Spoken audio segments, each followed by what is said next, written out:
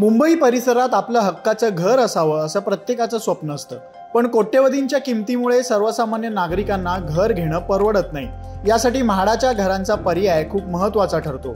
पण म्हाडाच्या घरांच्या किमतीही वाढल्यानं मोठा प्रश्न निर्माण झालाय।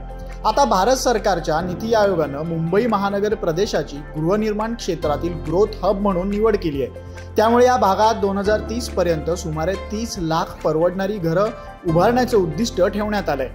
यातील 8 लाख घरांच्या उभारणीची जबाबदारी म्हाडाने घेतली आहे।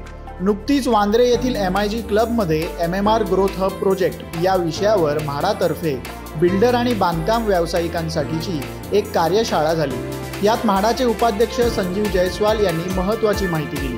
संजीव जयस्वाल म्हणाले, मुंबई महानगर प्रदेशामध्ये परवडणाऱ्या दरातील घरांची अधिकाधिक निर्मिती व्हावी यासाठी विकास नियंत्रण नियमावलीमध्ये म्हाडातर्फे बदल प्रस्तावित करण्यात आले। परवडणाऱ्या दरातील घरांच्या किमती 30% कमी करणे, उपकर प्राप्त इमारतींचा पुनर्विकास करणे, क्लस्टर रिडेव्हलपमेंट करणे या बाबी परवडणाऱ्या गृहनिर्मितीला चालना देऊ शकतील। म्हाडा मुंबई मंडळाच्या अखत्यारीत सुमारे 2000 हेक्टर जमीन आहे। याशिवाय विविध सहकारी गृहनिर्माण संस्थांच्या पुनर्विकासातूनही मोठ्या प्रमाणात गृहसाठा उपलब्ध होऊ शकतो।